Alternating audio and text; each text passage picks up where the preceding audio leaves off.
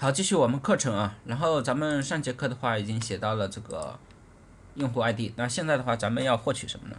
获取这个地区来源方式浏览器，对吧？来源方式的话，咱们的话然后来源方式要获取，然后浏览器要获取，然后地区要获取。那地区的话，咱们映射的话是要映射成这个 IP， 对吧？那就是咱们这个的话，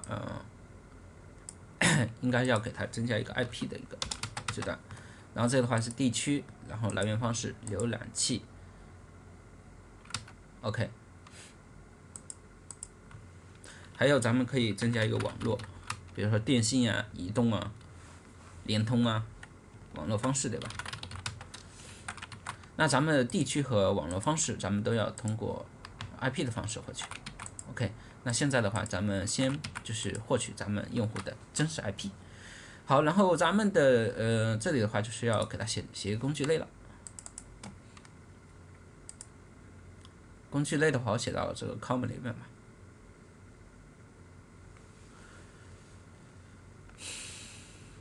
不写 com 里面了，然后咱们直接写到频道 info 频道 index 这个项目，然后在这里的话是给它一个 util， 新建一个 util， 新建一个包 util。好，然后这里的话是一个类，这个类的话叫做这个咱们就叫做这个 IP util。好，然后我这里的话写了一个方法，然后我给它复制一下。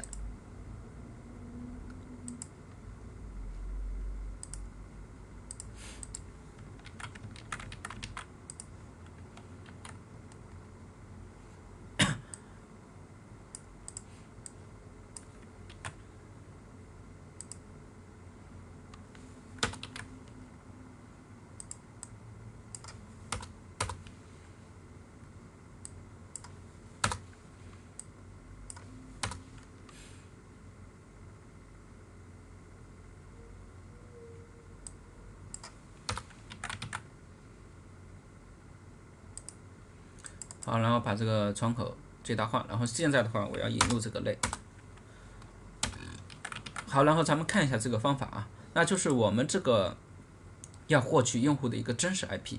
那如果我们只是简单的这个通过 request 点 get remote 这个 address 这个地址的话，它就是获取不到用户的真实 IP。那如果它使用代理的话，那我们就取到了这个代理，就是取到了一个就是不是它真实的一个 IP 的一个地址。OK， 那咱们为了咱们的分析的准确性，咱们的话也需要去获取用户的一个真实的 IP。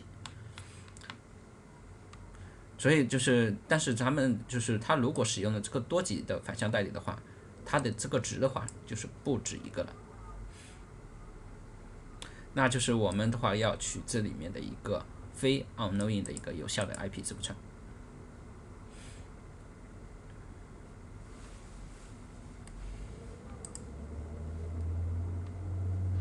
好，然后咱们的这里的话是要传进一个 request 里面 ，request 对吧？然后这个 request 的get head， 然后得到根据这个属性得到这个 IP。那咱们首先要判断一下 IP。那首先的话，如果是空或者这个长度是0或者这个 unknowing， 它这个就是忽略大小写，然后和 unknowing 是 equals 的时候，然后咱们的 IP 就等于它。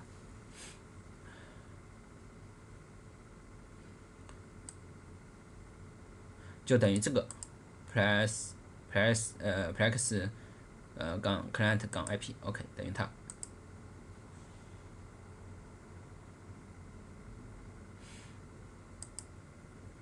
那这里的话是要进行多次的一个过滤啊，比如说获取这个 IP 之后，然后咱们再判断这 IP 是否是满足这个条件，然后再获取这个 WL plex 杠 client IP。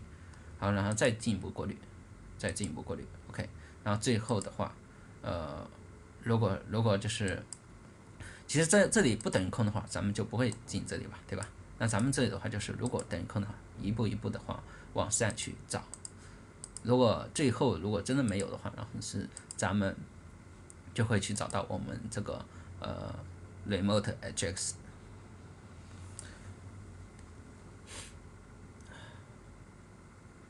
就是如果用户没有使用那里的话，这个就是通过 request 点 get remote address 这个是没有问题的。这里的话最主要是防止用户用这个代理，然后咱们要去寻找到这个它的一个真实的一个地址。OK， 然后咱们试一下吧。因为我是这个现在的话我是内网是本地吧，对吧？所以它的这个 IP 的话可能是本地的一个 IP。OK， 然后我在这里，然后我这个是调用我这个 IP util IP 地址，然后这个的话是 IP util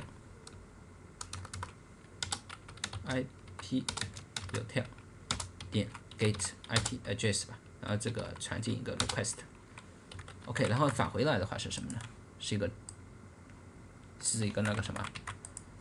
是一个 request 吧，那个 string 吧 ，IP address。好，然后这样子咱们给它打印一下，然后给它 IP address 给它打印一下。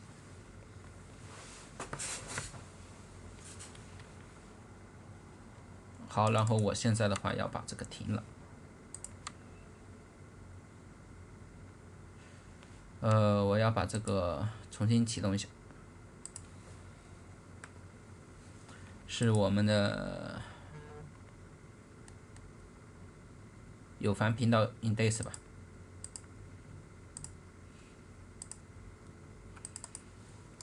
好，然后是 run 一下 ，stop 一下 ，yes。